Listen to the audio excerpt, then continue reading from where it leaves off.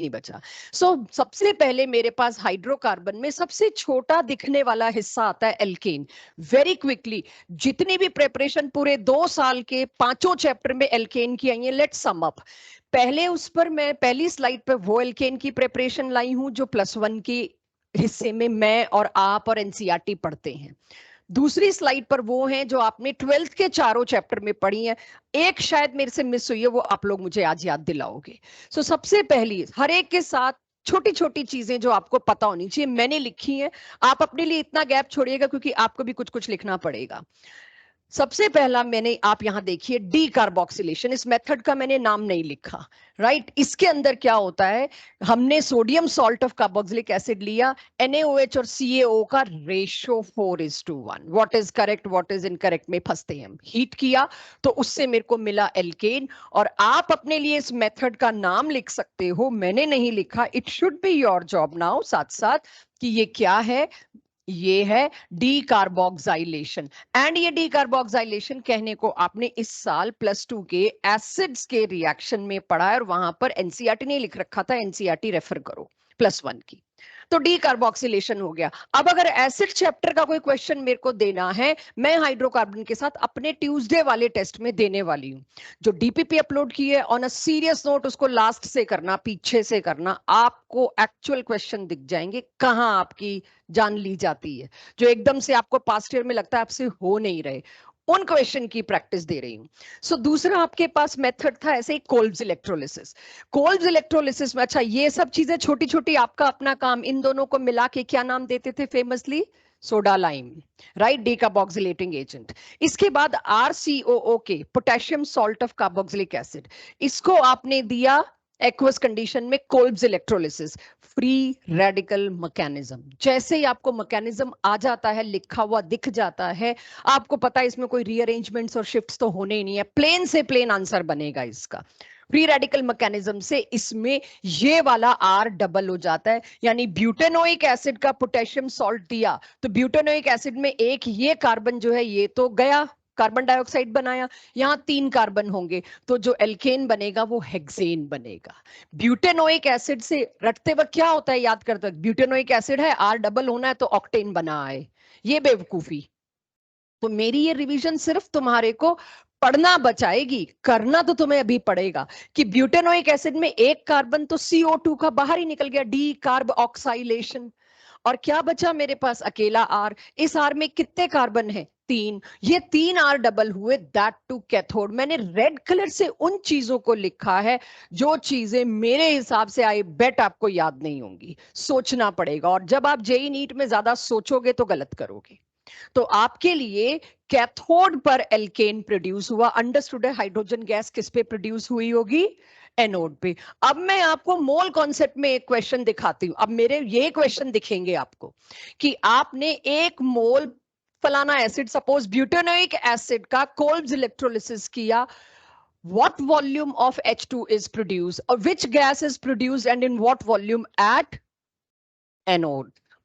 गया mole concept मेरा उड़ गया क्योंकि मेरे को ये नहीं आता। तो अब आप ये मत समझना मोल कॉन्सेप्ट के जो मैम ने क्वेश्चन दिए वही होंगे। मोल कॉन्सेप्ट और हाइड्रोकार्बन को अगर मैं मर्ज कर रही हूँ, जेई वाले नीट वाले भी यही कर रहे हैं, तो इस रिएक्शन का अगर आपको बैलेंसिंग नहीं पता, या आपसे इसके कुछ भी पूछ लें, इसके कितने ग्राम्स, आप मोल तो सही निकाल लोगे, इस अब क्या क्या गड़बड़ होगी इसमें, जब आप इसको रिएक्शन आपको अगर याद नहीं होगा, आपसे गड़बड़ होगी। ये रिएक्शन लिखने के बाद आपको दिख रहा है 2 आ रहे हैं, तो यहां पर बैलेंसिंग क्या करनी पड़ेगी मेरे को, 2 आ गया मेरा स्टोइकियोमेट्रिक कोफिशिएंट में गड़बड़। इसके 2 मोल से इसका 1 मोल बनता है। क्वेश्चन में मेरे को शायद इसका 1 मोल दे रखा होगा, तो इसका कितना बनेगा, आधा मोल। इस बैलेंसिंग को आप तब कर पाते हो जब आप जानते हो रिएक्शन क्या है, डी कार्ब ऑक्सीलेशन, ये बाहर निकला इसमें से। तो समझ रहे हैं मोल कॉन्सेप्ट का simple direct question Kolb electrolysis पे, और ये आपकी +2 के एसिड चैप्टर में प्रिपरेशन में हम रिएक्शन में हमने पढ़ा था। तो ये जो मर्ज वाले क्वेश्चन हम +1 में नहीं करा पाए थे क्योंकि एसिड नहीं आया था तब तक। मोल कॉन्सेप्ट जब पढ़ रहे थे तब तक एल्केन की प्रिपरेशन भी नहीं आई थी, तो we were bound. That is why अब आप पास्ट ईयर देखोगे और जो मेरी शीट आपको मिलेगी उसमें आपको इस तरह के क्वेश्चन मिलेंगे। तो अब तीसरा आ जाते हैं हम, तो ये चीज आपको समझ में आ गई। इसी के बाद आप लोग मुझे बताएंगे, मेरे को अगली क्लास में कंप्लीट करने के बाद मुझे हाइड्रोकार्बन पढ़ाना है कि आप सेल्फ स्टडी से पढ़ सकते हैं, ठीक है। सो इसके बाद मेरे पास आ गया एल्काइल हैलाइड। पढ़ चुके हैं, वुड्स बड़ा फेमस है, आपको वुड्स के लिए कुछ भी बताने की जरूरत नहीं, इंट्रामोलिकुलर इंटरमोलिकुलर सब कर चुके हैं। लेकिन मेरी अगली क्लास के मतलब माइनर टेस्ट के लिए, जेई के लिए, +2 में जहां भी आपने वुड्स पढ़ा है वो पूरा देखना पड़ेगा, क्योंकि क्वेश्चन तो वही आएगा। वुड्स में जो रेड कलर से लिखा है that is our mistake zone. Wurtz reaction tertiary में नहीं होता, as well as Wurtz reaction की प्रेफरेंस बेटर ईल्ड होती है क्लोराइड और ब्रोमाइड में, नॉट फ्लोराइड तो खैर है ही नहीं, नॉट इन आयोडाइड। क्यों नहीं होता टर्शरी में, कोई मेरे को याद दिलाएगा? हार्दिक है क्लास में, हरमन, टर्शरी में क्यों नहीं? मेरे को ये क्यों नहीं होता, इसका आंसर दो। टर्शरी में एलिमिनेशन होता है, तुम उसको सब्स्टिट्यूशन की कंडीशन दो, ठीक है। हार्दिक शौर्य याद रहेगा। Rishit, I know you were having answer, but मैंने किसी से नहीं पूछा। टर्शरी एल्काइल हैलाइड के अंदर आप चाहे सब्स्टिट्यूशन की पॉसिबिलिटी देते, फिर भी एलिमिनेशन लगभग 20% होता था, रिमेंबर। अगर मैं उसके अंदर नॉर्मल सब्स्टिट्यूशन के लिए एक्वस NaOH भी देती थी टर्शरी में, तो भी 20% एलिमिनेशन बन रहा था। वुड्स दे रहे हो तो खैर सब्स्टिट्यूशन का चांस ही नहीं है, एलिमिनेशन होगा। इसीलिए मैंने यहां टर्शरी नहीं लिखा। ये लेटेस्ट क्वेश्चंस में आपको देखने को मिलेगी ये इशू, ठीक है। इसके बाद आ जाते हैं जो मैंने खास करके चीजों को मेंशन किया वो आप आई होप कर लोगे। बिल्कुल वुड्स की कॉपी पे जिंक अगर दे दो, वही ड्राई ईथर फ्रैंकलिन रिएक्शन है, कोई फर्क नहीं है दोनों में। बट डोंट एज्यूम इसका भी फ्री रेडिकल मैकेनिज्म होगा, बिल्कुल भी नहीं। तो इस तरह से आपके सामने फ्रैंकलिन भी आ गया। अगर मोल कॉन्सेप्ट में मेरे को फ्रैंकलिन पे क्वेश्चन देना है तो अगेन 2 मोल RI 1 मोल एल्कीन बनाते हैं, ये ध्यान रखिएगा आप लोग। अब इसके बाद आता है थोड़ा सा, काफी लोग इसको लेके मेरे को बताते हैं कि मैम जब रिवाइज कराओ गिलमैन जरूर ले लेना। ग्रिग्नार्ड रिएजेंट की प्रिपरेशन मैंने यही छोड़ी थी और सोचा था आप लोगों से बुलवाऊंगी जो हमने 12th में पढ़ी है, बट एनीवेज हो गया सारा सस्पेंस खराब मेरा। पहले मैं लेती हूँ गिलमैन रिएजेंट से। ये हम +1 में ही पढ़ते हैं, +2 में नहीं आती है। गिलमैन रिएजेंट है क्या? ग्रिग्नार्ड क्या था? RMgX, right. गिलमैन क्या है? R2CuLi बस। कोई भी एल्काइल हैलाइड मतलब सॉरी, कोई भी एल्काइल ग्रुप अपनी मर्जी का ले आइए, प्रोवाइडेड गिलमैन आप नहीं भूलोगे। आपसे अब गिलमैन नहीं भूला जाएगा, क्योंकि मुश्किल से 50 दिन रह गए हैं मेरे पास। 50 भी नहीं रह गए, मैं ऐसे ही 50-50 बोली जा रही हूँ, 30-35 दिन रह गए हैं। तो गिलमैन रिएजेंट ले तो लोगे, लेकिन ये ध्यान रखना, जो भूलने वाली चीज है, इसका आर्क कुछ भी हो सकता है। तो ये वुड से बेटर हो गई ना प्रिपरेशन। एक तो वुड्स में प्रॉब्लम थी कि सिमेट्रिकली बनेगा, इवन नंबर ऑफ कार्बन ही आएंगे वगैरह वगैरह। सारी लिमिटेशन को कवर अप करने के लिए कौन आ गया? गिलमैन आ गया। गिलमैन में तुम प्राइमरी लो, सेकेंडरी लो, टर्शरी लो, एलिमिनेशन का रिस्क नहीं, ईल्ड बहुत अच्छी, प्लस दूसरा एल्काइल हैलाइड जो लोगे गिलमैन के साथ, उसका आर तुम डिफरेंट ले सकते हो, साइक्लो ले लो। सबसे ज्यादा आप देखोगे जब साइक्लो वाले बनाने होंगे ना, ये गिलमैन रिएजेंट सामने आ जाता है आपके। तो गिलमैन रिएजेंट से आपने किया ये काम और देखिए क्या हुआ। एक का R, दूसरे का R' मिलके ये बना गए। किसी को इसका नेम याद आ रहा हो कि ये नेम रिएक्शन था? कोरे हॉज रिएक्शन। मैंने यहां नाम बाई चांस लिखा नहीं, आप लिख लीजिए प्लीज, सारे नेम रिएक्शन भी इसमें कवर हो जाएंगे। कोरे हॉज रिएक्शन जिसमें गिलमैन रिएजेंट है। अब आखिरी जो +1 में हम पढ़ते हैं प्रेपरेशन, इसके बाद सारी +2 की दिखाऊंगी तुम लोगों को, और जो छूट गई थी बोली दिया मैंने वो आप मेरे को बताएंगे।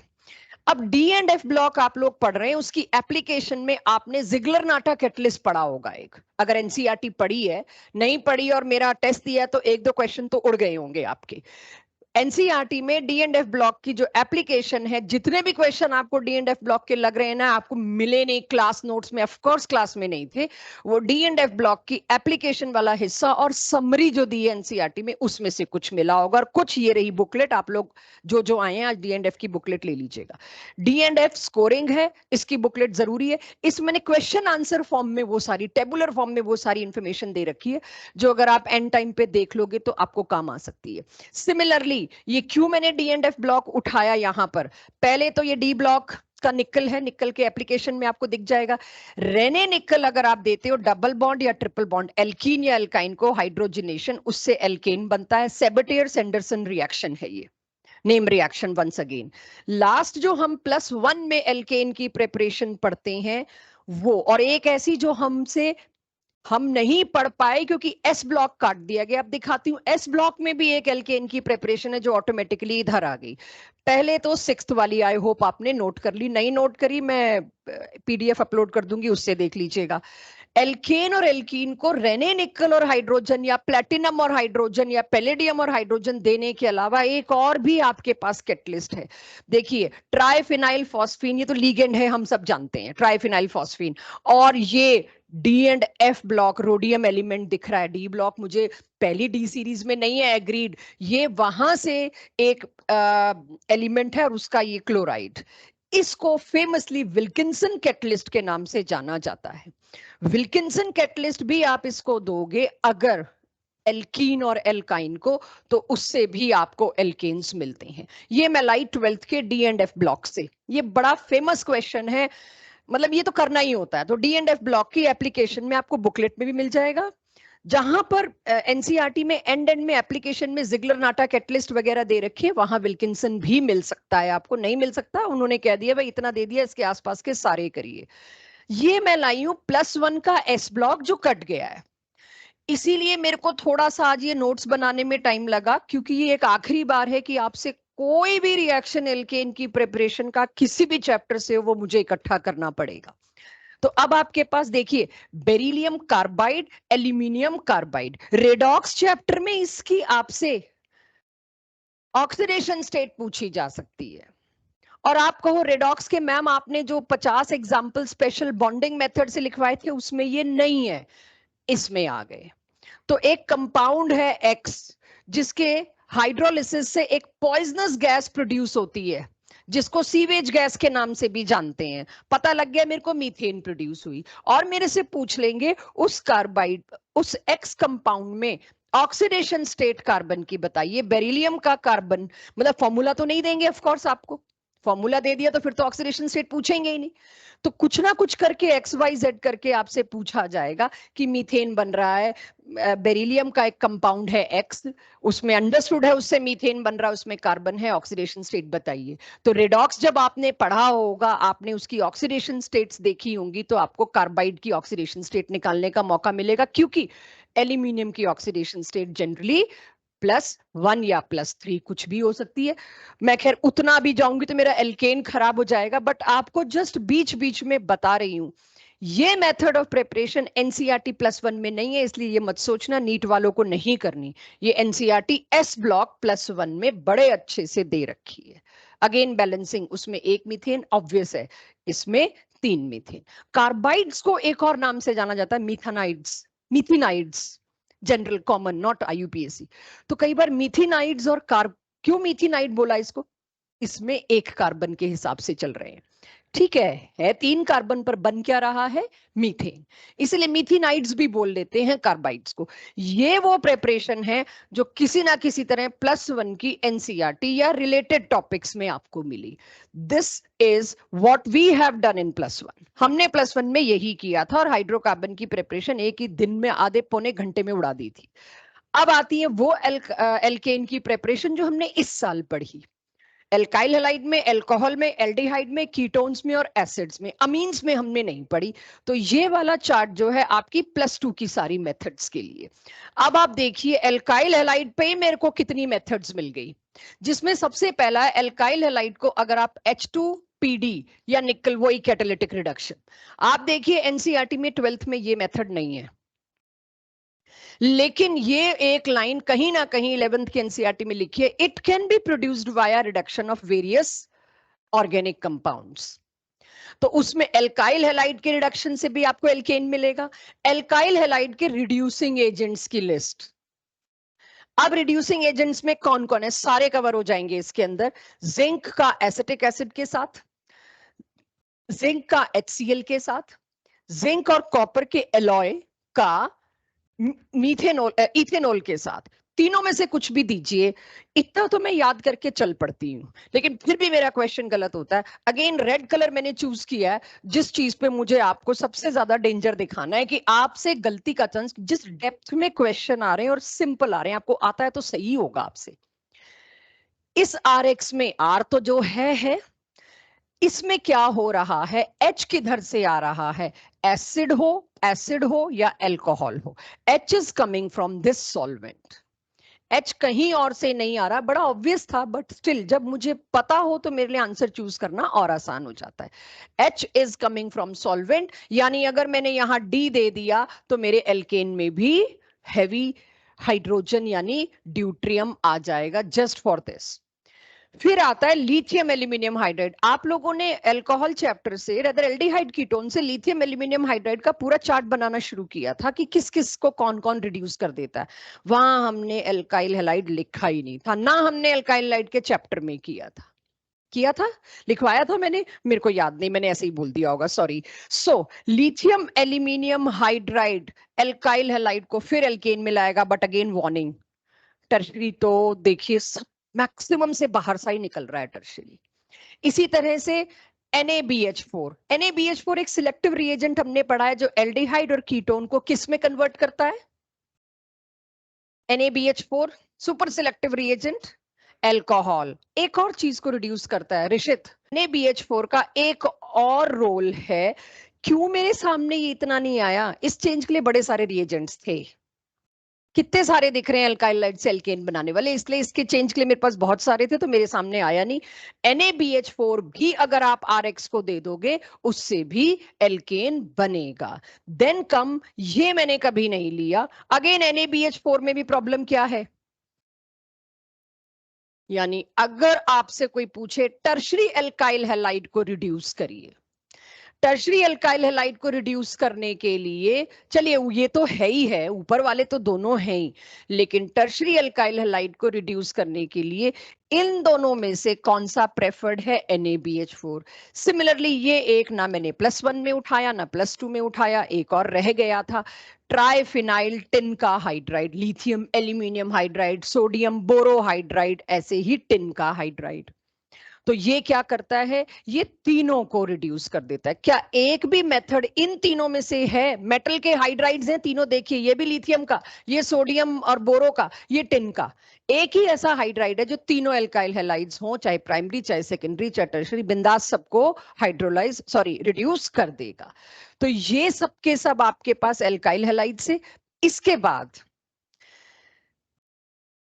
एल्कोहल लाओ, ईथर लाओ, एल्डिहाइड लाओ, कीटोन लाओ, एसिड लाओ, सबको एक common reducing agent HI plus red phosphorus दिया, सबसे एल्केन बनेगा। कंफ्यूजन कम्स, एसिड के रिडक्शन से हमें आदत है एल्कोहल बनाने की, कीटोन और एल्डिहाइड के रिडक्शन से हमें आदत है एल्कोहल बनाने की, लेकिन इनके रिडक्शन से एल्केन बनता है, HI और रेड फॉस्फोरस से बनता है, राइट। अब इसमें सबसे बड़ी बात मेरे को खटकी ईथर की। ईथर में तो एक ही रिएक्शन था, HI दीजिए, आपको पता है, अगर याद हो, नहीं तो मैं याद दिला दूं, मैं याद हो बोल के आपको प्रेशर नहीं देना चाह रही, आपको ध्यान दिला दूं, HI, ये बॉन्ड टूटता है कि वो बॉन्ड टूटता है, फिर हम सोचते थे कि जी क्योंकि ये SN2 से होना है 1 स्टेप, तो आयोडाइड भारी भरकम जो है वो छोटे ग्रुप की तरफ से जाएगा, तो I लगेगा इसके ऊपर और H लगेगा इसके ऊपर, और अगर HI एक्सिस में दिया तो क्या होगा, मतलब यहां पर मेरे पास I लगा और यहां क्या लगा था, OH, अगर यहां पर मैं H लगा दूं तो ये क्या बन जाएगा, OH, क्योंकि मैंने HI एक्सिस में दिया तो ये OH भी हटके I लगा देगा। हम तो ये रिएक्शन ईथर का पढ़ के आए। See the level of confusion can come to you. एक तरफ ईथर का HI आप इतना ज्यादा याद करके समझ के सोच के जाओगे, और वहां तुमको ईथर में HI तो दिखेगा लेकिन रेड फॉस्फोरस शायद तुम ना देखो, या उसी नशे में रहे हम, बड़ा जायज है कि HI तो एक ही काम करता है, लेकिन रेड फॉस्फोरस के आते ही रोल चेंजेस, एंड उसके आते ही दोनों साइड HH बट जाएंगे जी, जितने चाहिए, अल्कोहल भी वाटर बना के अलग निकलेगा और मेरे को RH एल्केन मिलेगा। उसके लिए मैंने स्पेशली रिएक्शन इसलिए लिखा, जब तुम लिखोगे तो तुम्हें याद रहेगा कि रेड फास्फोरस आ गया तो HI का रोल बदल गया। +1 में मैं ये कराती, ये वाली कंफ्यूजन ही नहीं आनी थी आपके सामने। ईथर तो HI से रिएक्ट ही नहीं करते थे हमारे पास +1 के सिलेबस में। तो ये सारे +2 में हिडन मेथड्स में घुसा घुसा के ढूंढ रहे हैं। ये मैंने लिखी नहीं, ये आप अपने आप करोगे। कीटोन या एल्डिहाइड, आपको पता है वोल्फ किश्नर और क्लेमेंशन रिडक्शन, दो रिडक्शन थे, दोनों से सीधा एल्केन बनता था। RMGX, किस से रिएक्ट करूं RMGX को? ब्रिजेश फर्स्ट तुम बताओ, जिससे कि एल्केन बनता हो। Water, any proton donor. Rishit, water के अलावा और प्रोटोन डोनर? Ammonia, RSH। और ढूंढो कॉपियां। ROR में H किधर है देने को ईथर में? तो ये अब आएगा मेरे पास हाइड्रोकार्बन में एसिटाइलिन यानी एल्काइन का टर्मिनल H जो है वो एसिडिक होता है, वो प्रोटोन बन के निकल सकता है बशर्ते सामने वाला लेने को तैयार हो। ग्रिग्नार्ड को इन चारों से कराओगे तो क्या बनेगा? एल्केन। तो ये मैंने छुपा रखी थी जो बाद में करनी थी। इसके अलावा किसी को कॉपी जिनके पास है या दिमाग अब थोड़ा चलना शुरू हुआ हो कि वहां भी तो एल्केन बना था, अल्कोहल से एल्केन बना दिया, राइट? अमोनिया से बना दिया, फिर तो मेरी क्लास प्राइमरी और सेकेंडरी और टर्शरी अमीन से भी बना सकेगी, एटलीस्ट प्राइमरी अमीन से तो बना लोगे। एल्काइन जो इसी चैप्टर में आना है उससे बना दिया, एल्डिहाइड कीटोन से इसका बनता नहीं है, हो गए सारे।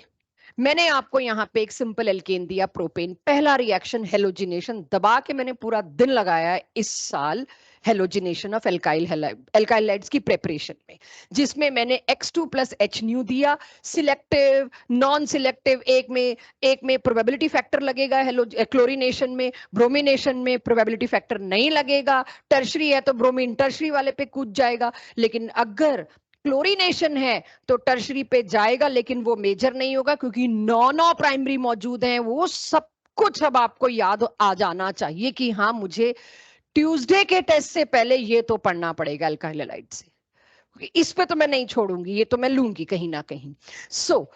इसमें फ्री रेडिकल मैकेनिज्म था और 2 प्रोडक्ट्स मैंने ये दिखाने के लिए बना दिए। कौन सा मेजर है ये पता चलेगा आपके, ब्रोमिनेशन है कि क्लोरीनेशन है। फिर इसी में वो बात खुल जाएगी, आयोडीनेशन नहीं कर सकते इतना अच्छा इस मेथड से, क्यों? चाहे कॉपी खोल के जवाब दो, मुझे तो ऑर्गेनिक की कॉपी खुलवानी है। यस, उसमें HI आ जाता है, रिवर्सिबिलिटी। फ्लोरिनेशन क्यों नहीं कर सकते अनमोल? फ्लोरीन मेरे पास है ही कहां अकेला, उसको आइसोलेट नहीं कर सकती। अब रिवर्सिबल हो जाता है, बिल्कुल सही। नहीं, फ्लोरीन इज एक्सप्लोसिव, ठीक है।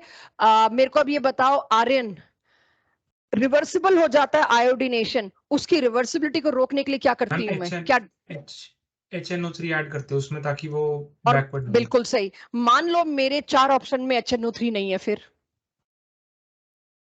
मैम ऑक्सीडाइजिंग एजेंट ऐड करेंगे उसके। यस यस, वो भी, ये लाइन भी नहीं है कि ऑक्सीडाइजिंग एजेंट ऐड करेंगे। तीसरी चीज, ऋषित हंस रहे थे, मुझे लगा है। मैम मैं बताऊं? हाँ, HiO3। HiO3 ये चाहिए अब रट्टा आपको। ऑक्सीडाइजिंग एजेंट 3 लिखवाए हैं शायद, एक HNO3, एक HiO3। इतने पे भी रहम नहीं है, मैंने शायद ये भी लिखवाया HiO3 करता क्या है HI का, ये भी लिखवाया how HiO3 takes care of HI। NCERT ने दे रखा है ये +2 की, तो लगे हाथ अगर किसी के पास कॉपी है देख सकते हैं, बट मैं उतनी आगे फैलूंगी नहीं। आपको बता दिया क्या प्रिपरेशन होनी चाहिए, ठीक है, क्लियर? तो चलो, ये फ्री रेडिकल मैकेनिज्म, और मैंने आपको हल्का हल्का आइडिया दे दिया हम कैसे प्रोबेबिलिटी फैक्टर में जाते थे, फ्लोरिनेशन, आयोडीनेशन और उसकी क्या केयर करते थे। Then come nitration, very less covered, 12th में तो बात ही नहीं हुई इसकी, 11th का मुझे याद नहीं। प्रोपेन का अगर आप नाइट्रेशन करते हो, कॉन्सेंट्रेटेड HNO3 और NO2, इसको फ्यूमिंग भी बोलते हैं। कई बार फ्यूमिंग आया हमारे पास और हमने फ्यूमिंग को भी क्या लिया, कॉन्सेंट्रेटेड होगा, हॉट होगा, भाई बहुत ज्यादा होगा रिएक्टिव। फ्यूमिंग का एक्चुअल मतलब है HNO3 के साथ NO2 मिला हुआ है। इसका क्या मतलब है, आप सोच के देखिए, आप एक तो डाल रहे हो HNO3, हाईली कॉन्सेंट्रेटेड, और उसको उबाल रखा है, साथ में आपने डाल दिया NO2। आप इस प्रोपेन का सॉल्यूशन लाए इसको रिएक्ट करने के लिए, सॉल्यूशन माने वाटर है, कोई अंदाजा दे सकता है ये दोनों रिएक्ट करके क्या बनाएंगे? और HNO3। फ्यूमिंग का मतलब है कॉन्सेंट्रेटेड से भी एक लेवल ऊपर। NO2 गैस मैंने दे रखी है, काम नहीं हुआ ना तो ये बचा खुचा HO2 के साथ रिएक्ट करके और HNO3 बनाएगा, और HNO3 का मतलब था क्लीवेज शुरू, सारे CC बॉन्ड टूटने शुरू। तो यहां देखिए क्या हुआ, मिक्सचर ऑफ प्रोडक्ट्स, ये बॉन्ड टूटा तो मेरे को नाइट्रोमीथेन मिला, नाइट्रोइथेन मिला, नहीं भी टूटा तो मेरे को नाइट्रो प्रोपेन मिला, but I get all possible mixture of product. मैंने ब्यूटेन लिख लिया होता तो और कॉम्बिनेशन बन जाते, मैंने पेंटेन लिख लिया होता तो और कॉम्बिनेशन, नंबर ऑफ प्रोडक्ट्स आपके पास आने चाहिए। इसमें अब फ्यूमिंग का मतलब बताना था मेरे को, एनीवेज सल्फोनेशन सेम, H2SO4 को SO3 के साथ देने का मतलब भी क्या है, फ्यूमिंग। सल्फोनेशन में खास बात ये सिर्फ और सिर्फ हायर एल्केन्स के साथ होता है। हायर एल्केन्स मैंने अभी प्रोपेन का सहारा लिया यहां पर, प्रोपेन, ब्यूटेन, पेंटेन, हेक्सेन, अक्सर हेक्सेन वगैरह में देखा जाता है ये। तो हायर एल्केन्स में होता है, चलो हायर एल्केन्स में मान गए एक H की जगह सल्फोनिक एसिड ग्रुप ही तो लगता होगा, लेकिन एक H को सब्स्टिट्यूट कर रहा है तो दिख ही गया। एल्केन्स में तो सब्स्टिट्यूशन रिएक्शन ही होते, ये बात मैं बोलना भूल गई, मैंने सोचा बड़ा ऑब्वियस है, दिख ही रहा है एक H हट के कुछ लग रहा है, एल्केन में सब्स्टिट्यूशन रिएक्शन ही है। कौन सा H जल्दी और पहले सब्स्टिट्यूट होगा, टर्शरी, यानी ये रिजियो सेलेक्टिव है। टर्शरी एल्केन आया मतलब वही टर्शरी कार्बन मिला, वहीं पर सल्फोनेशन होगा। इस पे एक बार क्वेश्चन आया, मैंने कहा ना इजी अगर आए हैं तो कब आए हैं और क्या आए हैं, वो पास्ट ईयर में दिख जाएंगे, इस पे क्वेश्चन है। तो सल्फोनेशन में रेड कलर से लिखने का मतलब है, आप थोड़ा ध्यान दीजिएगा, व्हाट इज दिस। इसके बाद सॉरी इसके बाद moving to almost last, that is most covered question from this. ये मैंने तब भी पढ़ाया, पढ़ाते वक्त भी बोला था भाई इसके बिना नहीं अच्छा लग रहा जेई और नीट वालों को। 4 ऑप्शन में से एक ऑप्शन ये मिल जाएगा, मैच का कोई टेबल मैच करने का है उसमें मिल जाएगा। I am not sure why, but ये रिएक्ट कोई मैकेनिज्म नहीं है, कुछ नहीं है, बट ये आ रहा है। शायद ये एल्केन के लास्ट में दिया है, 12th में कहीं आता नहीं, इससे हम टकराते नहीं शायद इसीलिए। बट एनीवेज पहले मैं एन पेंटेन का आपको, अब यहां पर मेरा प्रोपेन से काम नहीं चल रहा था तो मैंने पेंटेन अलग से लिख दिया। एन पेंटेन को अगर मैं एनहाइड्रस AlCl3, हम लोगों की तो ऐसी हालत हो चुकी कि एनहाइड्रस AlCl3 देखते हैं हम लोग एक ही काम सोचते हैं, ये तो लुईस एसिड है, इसको Cl2 से के साथ दोगे तो Cl इलेक्ट्रोफाइल प्रोड्यूस होगा, या ये इसको आप जिस भी चीज के साथ दोगे एक इलेक्ट्रोफाइल प्रोड्यूस करके दे रहा है, फ्रीडल-क्राफ्ट एल्काइलेशन हो एसाइलेशन हो। लेकिन एनहाइड्रस AlCl3 का क्या कोई और रोल भी है? यस। इसीलिए ये रिएक्शंस काफी इंपॉर्टेंट हो जाते हैं। एनहाइड्रस AlCl3 की प्रेजेंस में आप हीट कर दो, आइसोमेराइजेशन हो जाता है। एन पेंटेन 5 कार्बन का पेंटेन किस में कन्वर्ट हो गया, नियोपेंटेन और आइसोपेंटेन। इसको क्या बोलते हैं, नियोपेंटेन, इसको क्या बोलेंगे, आइसोपेंटेन। दूसरे नंबर के कार्बन पर अगर ब्रांच होती है उसको आइसो बोलते हैं। तो कहीं आपको किसी को ना पता हो उनके लिए, नियोपेंटेन और आइसोपेंटेन क्या बने, ये पेंटेन के isomers. That's why this reaction is called as isomerization reaction. इसके बाद में आ जाती हूं उस पे जो मैंने आपको कहा है, ये मुझे नहीं पता इस साल आएगा कि नहीं, आना तो नहीं चाहिए, इतनी बार आ चुका है, but we are not expecting it, but can't take chance, कहूंगी जरूर ये इंपॉर्टेंट है। हर बार आता है एनहेक्सेन, मैं अगर आता है इस साल भी किसी भी तरीके से तो मैं उसको थोड़ा सा चेंज कर रही हूँ, हेप्टेन, राइट, हेक्सेन की जगह मैंने हेप्टेन लिख दिया। हेक्सेन होता 6 कार्बन की नॉर्मल चेन, राइट, और उस हेक्सेन को मैं ऐसे बना रही हूं। जब तक पता ना हो प्रोडक्ट क्या बनना है, आप हेक्सेन को कभी ऐसे नहीं बनाते बेंजीन रिंग जैसा दिखने वाला।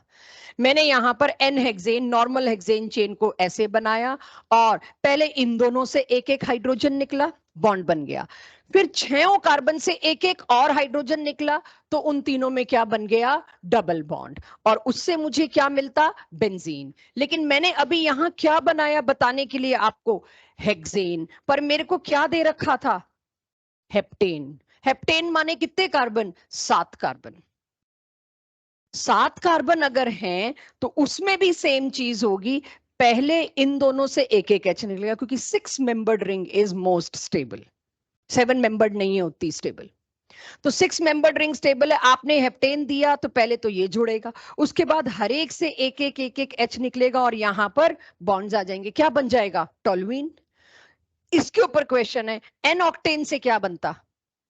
एक तो C2H, अच्छा हाँ, एक तो C2H5 हो जाता, और बिल्कुल सही। और ऋषित तुम कुछ कह रहे थे? मैं कहता बेंजीन पे इथाइल ग्रुप लगा दो। वही मतलब इथाइल हाँ, बेंजीन, मतलब। वही उसने बोला। और कुछ? 2 मिथाइल, मैं उसके नाम का वेट कर रही हूँ, अगले वहां पे तो लिखेंगे थोड़े ना बेटा बेंजीन पे 2 मिथाइल लगे हैं। ऑर्थोजाइलिन, पैराजाइलिन, मेटाजाइलिन, कुछ भी बन सकता था। 4 आ गए प्रोडक्ट, पॉसिबल। बनेगा क्या वो अलग बात है, लेकिन why I am discussing this, क्योंकि ये आ रहा है। और एनसीईआरटी में क्या लिखा हुआ है 11th की, एन ऑक्टेन का अगर आप, नहीं एन हेप्टेन ही लिखा है, सॉरी, एन हेप्टेन का इन तीनों में से किसी भी एक के साथ आप रिएक्शन करोगे तो क्या बनेगा? उन्होंने हमको हेक्सेन का दिखा के हेप्टेन का पूछ लिया, तो ऑक्टेन का तो हम फिर पूछ ही सकते हैं आपसे। तो ये हुआ आइसोमराइज एरोमेटाइजेशन, सॉरी क्रैकिंग। क्रैकिंग आप खुद देखिए, क्रैकिंग आप क्लास 10 से सुनते आ रहे हैं, क्या चीज होती है? एक कंपाउंड को 2-3 छोटों में तोड़ना with the help of high temperatures. और ऑक्सीडेशन मैंने सेल्फ प्रैक्टिस के लिए छोड़ दिया, 3 या 4 रिएक्शन है कि आप मीथेन से मीथेनल भी बना सकते हो, मीथेनॉल भी बना सकते हो, वो सारा एल्केन की कंट्रोल्ड ऑक्सीडेशन में मिलेगा with special catalyst. Very very important part. मैंने इसलिए छोड़ दिया कि मुझे दिख रहा था वरना मेरे टॉपिक पूरे नहीं हो पाएंगे, बोर्ड नहीं बन पाएगा, and I will be wasting your time. तो थोड़ा सा आप पे जिम्मा डाला है। एनसीईआरटी से जितने भी दे रखे हैं, अच्छा अनकंट्रोल ऑक्सीडेशन करूंगी तो सार्थक क्या बनेगा प्रोपेन का? अनकंट्रोल्ड, ये कंट्रोल्ड ऑक्सीडेशन के लिए आपको देखना है ना, एसिड अनकंट्रोल्ड ऑक्सीडेशन किसी भी ऑर्गेनिक कंपाउंड का बनो। अगर मैंने कंबशन बोल दिया होता ना, तो तुम कहते कार्बन डाइऑक्साइड और वाटर, कि किसी भी ऑर्गेनिक कंपाउंड का कंबशन करो तो CO2 और H2O बनता है। मैं क्यों बोलूं कंबशन, वो तो तुम्हें आ जाएगा। मैंने क्या बोला? Uncontrolled oxidation. अनकंट्रोल्ड ऑक्सीडेशन मतलब खुली ऑक्सीजन। कंबशन, कंबशन में तो CO2 और H2O ही बनते हैं, वो तो हमने पूरी थर्मोडायनेमिक्स में एंथैल्पी ऑफ कंबशन हर जगह की है। तो अनकंट्रोल्ड ऑक्सीडेशन नहीं करना आपको, वो तो कर ही लोगे।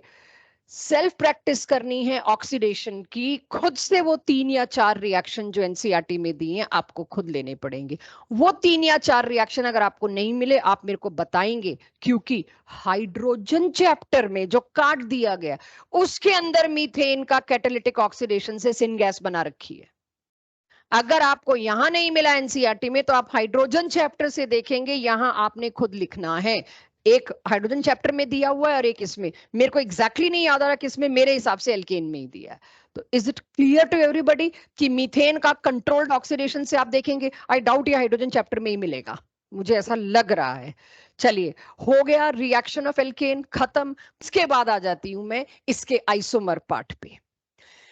एल्केन में आइसोमेरिज्म सिंपल चेन आइसोमेरिज्म होता है। अब मैं क्लास 10th वाला आइसोमेरिज्म तो लेने वाली नहीं कि पेंटेन के 2 बनते हैं। एक क्वेश्चन में वैसे मैंने दिखा दिया कि पेंटेन के 3 आइसोमर्स हैं आइसोमेराइजेशन में यहां पर, जिसमें कि एनपेंटेन, नियोपेंटेन और आइसोपेंटेन मैंने बना दिए। सीधे मैं वो दिखाऊंगी जो आपके दिमाग में नहीं आती बात, और वो क्या है? साइक्लोब्यूटेन और मिथाइल साइक्लोप्रोपेन। ये भी एक तरह का स्ट्रक्चरल आइसोमेरिज्म होता है। समटाइम इसको चेन आइसोमर नहीं बोलते, इसको रिंग आइसोमर बोल देते हैं, चेन ऑब्लिक रिंग आइसोमर, कि इसमें रिंग में 4 कार्बन थे, इसमें रिंग में 3 कार्बन थे। हम इसको चेन भी बोल सकते हैं, लॉन्गेस्ट चेन उसमें IUPAC में 4 कार्बन की आई, इसमें 3 कार्बन की आई। तो ये एक तरह का थोड़ा डिफरेंट, या जो मेरे को लगता है रेड फ्लैग वाली चीजें थी लेके तो वही आई हूँ। जिसने ये कर लिया उसको पिछला अपने आप कहीं ना कहीं याद आ जाता है। आपको अपनी याददाश्त पे अब बहुत भरोसा करना पड़ेगा, डिपेंड करना पड़ेगा।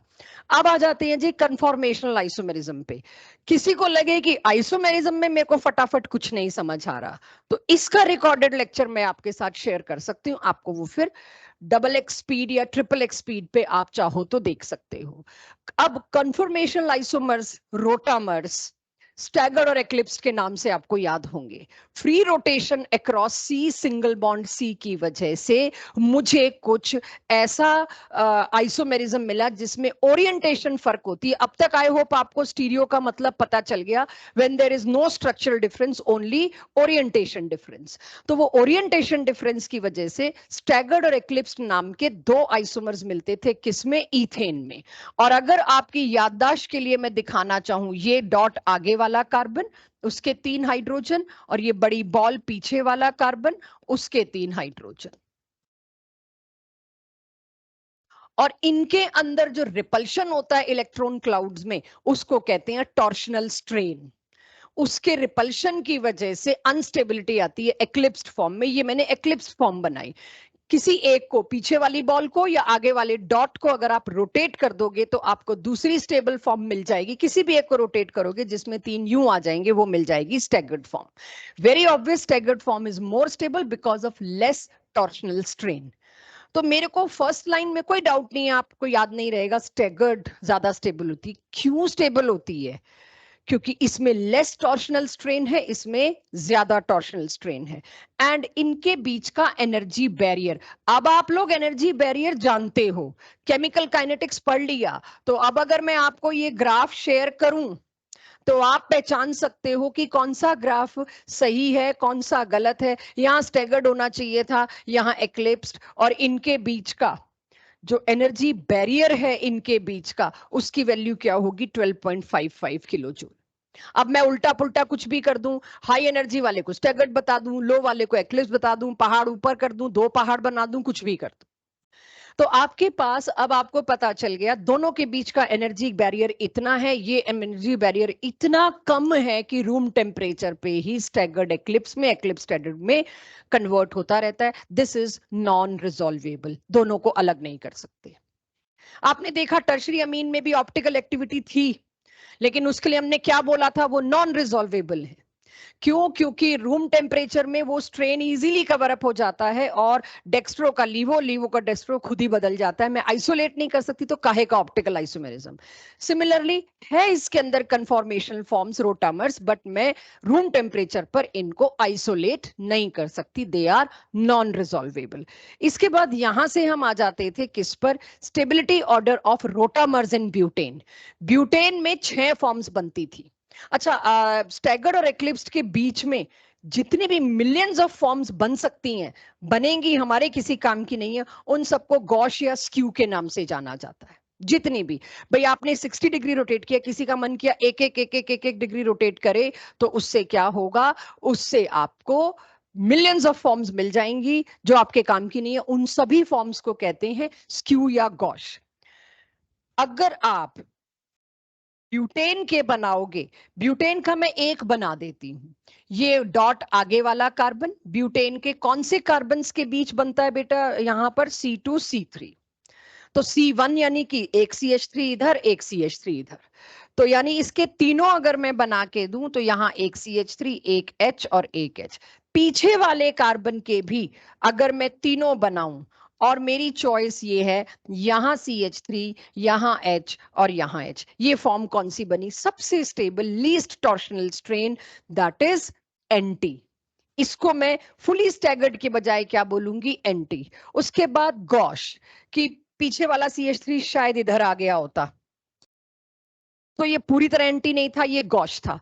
उसके बाद पार्शली एक्लिप्स्ड, जब इन लोगों ने एक दूसरे को कवर किया तो CH3 को कवर करने H आ गया, या H को कवर करने CH3 आ गया, पार्शली एक्लिप्स्ड। और एक फॉर्म घूम के ऐसी आएगी जिसमें पीछे वाला और आगे वाले CH3 एक दूसरे को कवर करेंगे, that is fully eclipsed, most high torsional strain. ये स्टेबिलिटी ऑर्डर मिलता है मेरे को ब्यूटेन के C2 C3 के बीच। क्लियर इतना सबको? तो यहां पर ये तो खत्म हुआ मेरे पास रोटामर्स के बारे में। खत्म तो नहीं हुआ, खैर पढ़ेंगे आप, मैंने आपको इसको सुपरफिशियली बताया, याद रखने वाली सारी चीजें बताई हैं, और मैं एकदम जो बता गई वो आपको याद रहेगा, फॉरगेट इट। जब तक आप करेंगे नहीं, घर जाके अपने पिछले साल की नोट्स कॉपी नहीं देखेंगे, रिवीजन में सिर्फ और सिर्फ फिर एक ही आउटपुट होगा, मेरी कैलोरीज बर्न, बस। And I am happy about that, और कोई आउटपुट नहीं होगा। अगर आपने आज घर जाके ब्यूटेन के सारे फॉर्म्स नहीं देखे तो। अब ये करने के बाद हम एक्सपेक्ट करते हैं यहीं से क्वेश्चन आ जाए, थोड़ा कम चांस है। क्वेश्चन के लेवल 2013 से बढ़ चुके हैं। तो अब क्वेश्चन आता है एक्चुअली बोट चेयर फॉर्म पे। मैं बोट चेयर फॉर्म पे आऊं जो अगला है, उसके पहले एक ऐसे टॉपिक पे आऊं जो काफी कम टच हुआ है। मुझे याद नहीं मैंने 11th में कराया था कि नहीं, आई एम नॉट श्योर। तो मतलब मेरे हिसाब से तो कराया था, तो एक बार अपनी पिछले साल की नोट्स कॉपी जरूर देखिएगा। Baeyer's strain theory.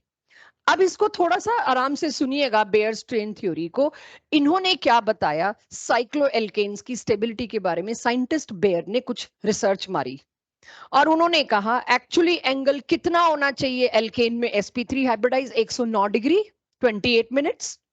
और जब आप लेके आते हो साइक्लोएल्केन, साइक्लोप्रोपेन में एंगल कितना होगा 60। कितना फर्क है 108 और 60 में, माइनस करके आप एंगल की वैल्यू भी निकाल के दे सकते हो मेरे को। Very high angle strain. मैंने पिछली स्लाइड पे कौन सा स्ट्रेन बोला था, torsional strain. At the end of the day बच्चे इन दोनों में कंफ्यूज होते हैं। टॉर्शनल स्ट्रेन क्या था, एंगल स्ट्रेन क्या था, दोनों के पीछे बस स्ट्रेन याद रह जाता है। एंगल स्ट्रेन क्या होना चाहिए था और क्या है, जबरदस्ती साइक्लोप्रोपेन को मोड़ के हमने रख रखा है। लीस्ट स्टेबल, ऐसा बेयर का कहना था। फिर साइक्लोब्यूटेन, थोड़ा एंगल स्ट्रेन कम हुआ। फिर साइक्लोप्रोपेन काफी नजदीक आ गया, 108 109 के बहुत नजदीक है। तो उनके हिसाब से cyclopentane should be most highly stable possibility out of all. फिर हमारे 6 मेंबर्ड पे बेयर, मैं नहीं बेयर, उन्होंने कहा भाई इसका एंगल 120 के आसपास है। मैंने खोल रखा है डेटा, अगर किसी को लगे गड़बड़ है तो मैं एग्जैक्ट भी बता दूंगी, बट रेगुलर हेक्सागन का एंगल होता है 120 डिग्री। तो उस हिसाब से ये कम स्टेबल होना चाहिए। इसके बाद वाले साइक्लोहेप्टेन, साइक्लोऑक्टेन, इन सब में एंगल लगभग इतना ही रहता है, इसीलिए स्टेबिलिटी अप्रोक्सीमेटली साथ साथ ही है। ये था बेयर स्ट्रेन थ्योरी के हिसाब से साइक्लोएल्केन्स का स्टेबिलिटी ऑर्डर। बट आप भी जानते हैं, आपके और हमारे सबके दिमाग में एक ही बात आती है, 6 मेंबर्ड कम स्टेबल। आप तो सारे रिंग फॉर्मेशन में 6-6 गाना गाते आए हैं हम, जब से ऑर्गेनिक चली है, तो कुछ गड़बड़ है। इसको बेयर्स की बात को प्रूव करने के लिए हमने क्या किया, सारे साइक्लोएल्केन्स का कंबशन किया, सारों का। कंबशन एक सिंपल सी बात है बच्चों। कंबशन क्या करता है, मेरी मुट्ठी में यहाँ एक कंपाउंड है, इसको मैंने जला दिया, इस कंपाउंड के अंदर जितनी एनर्जी है वो बाहर आ जाएगी। जितनी ज्यादा एनर्जी है जिस कंपाउंड के अंदर, वो उतना अच्छा बॉम्ब बनेगा। बॉम्ब या एक्सप्लोसिव क्या होता है, बहुत ही अनस्टेबल कंपाउंड ले आओ, तभी तो कहते हैं it is explosive, handle with care. भाई वो बहुत अनस्टेबल है। क्यों अनस्टेबल है, उसके अंदर इतनी एनर्जी घुसी पड़ी है ना, जस्ट उसको एक स्पार्क दिखा दो या उसके ऊपर प्रेशर डाल दो, फट जाएगा, क्योंकि उसके अंदर बहुत ज्यादा एनर्जी है। तो जो जितना अनस्टेबल उसके अंदर उतनी ज्यादा एनर्जी, जिसके अंदर जितनी ज्यादा एनर्जी है वो उतना ही कम स्टेबल। कह सकती हूं मैं, बार बार एक ही बात कर रही हूं, राइट। जब मैंने एंथैल्पी ऑफ कंबशन या कहिए हीट ऑफ कंबशन निकाली और पर CH2 ग्रुप कितनी आई, आप देखिए इसमें क्या है, एक CH2, दूसरा CH2, तीसरा, चौथा, पांचवा, छठा CH2 ही तो है। पर CH2 ग्रुप जो कंबशन निकल के आया, उसके हिसाब से सबसे कम enthalpy heat of combustion cyclohexane की आई। This is limitation of Baeyer strain theory, कि आपने एंगल स्ट्रेन पे एक थ्योरी दे दी, उस हिसाब से साइक्लोपेंटेन सबसे ज्यादा स्टेबल होना चाहिए था, उसकी एनर्जी सबसे कम, और कंबशन में उसकी सबसे कम निकलनी चाहिए थी। हुआ क्या, एक्चुअली साइक्लोहेक्सेन की एनर्जी सबसे कम निकल के आई। This is limitation of Baeyer's angle strain theory. और इस कंबशन के बेसिस पे मुझे पता लगा भाई सबसे ज्यादा स्टेबल है 6 membered ring. And if you ask me comparison between 7 and 5, तो enthalpy of combustion के लिए ये ऑर्डर आया, लिख लीजिएगा ऑर्डर, मोस्ट स्टेबल और लीस्ट स्टेबल आपके पास आ गया। Baeyer strain theory fails after cyclohexane. फिर तो उन्होंने कहा भी लगभग बराबर ही है, it totally fails. But Baeyer strain theory is important. आप मतलब बहुत बड़ा फेलियर था ये। क्यों बड़ा फेलियर था, बेयर्स ये बात नहीं बता पाए 6 मेंबर्ड रिंग, रिंग तभी बनती है ना जब एक प्लेन में है, what is the force, why and how 6 के 6 रिंग, एक 6 के 6 कार्बन एक ही प्लेन में कैसे आ गए? चलो 6 तक आ गए, आपने 7 कार्बन को एक plane, how is it possible? Baeyer has no answer to it. 8 carbon एक प्लेन में नहीं आ सकते। ये अब हम अगले टॉपिक एरोमेटिसिटी में पढ़ने वाले हैं। 8 कार्बन का रिंग आपको मजबूरी है ऐसे बनाना पड़ता है, टब शेप में, आप नहीं बना सकते।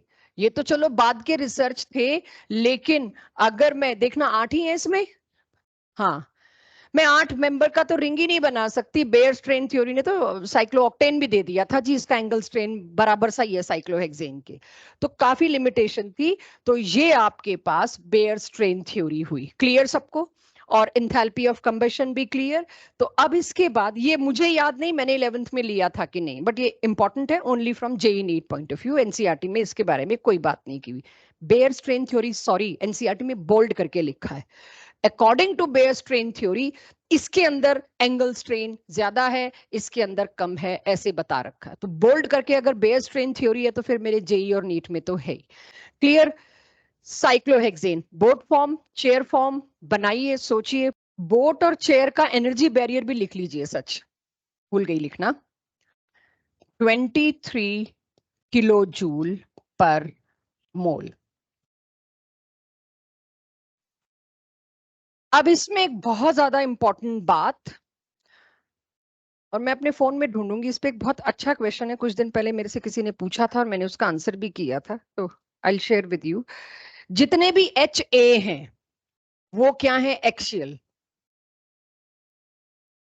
और जितने भी HE हैं, पहले ये बना लो फिर समझाऊंगी, क्योंकि आप मैम मैंने इतना रब, हाँ बोलो मैम HA और HE है क्या? वही तो बता रही थी। A is axial hydrogen, E is equatorial, positions हैं। अब इसमें मैं अबाव और बिलो नहीं बता सकती, तो इसमें मेरे पास इन पोजीशंस को कहते हैं, यानी कि कुल मिला के 12 हाइड्रोजन्स हैं, तो 6 हाइड्रोजन एक्सियल होंगे, 6 हाइड्रोजन इक्वेटोरियल होंगे। ठीक है? और इसमें थोड़ा सा अगर मैंने और बुक के अच्छे, वैसे तो काफी अच्छा बन गया, मेरे को उम्मीद नहीं थी, लेकिन बुक्स में और भी अच्छा दे रखा है जिसमें क्लियरली 3D इमेज सी दिखती है। ये 3D नहीं है वैसे, कंप्रेस्ड इन 2D है। ये इसकी एक्सिस है। चेयर फॉर्म में चेयर की मोस्ट स्टेबल फॉर्म ये होती है। पहले बना लो फिर बताऊंगी, अगर अगर कोई लोग बना रहे हैं। बाकी जिन्होंने घर बनाना है पीडीएफ से उनको कुछ नहीं कह रही मैं, जो बना रहे हैं वो एक बार बना लीजिए। मैं कुछ यहां देख रही हूं और आप अपने डायग्राम में देखिए, राइट?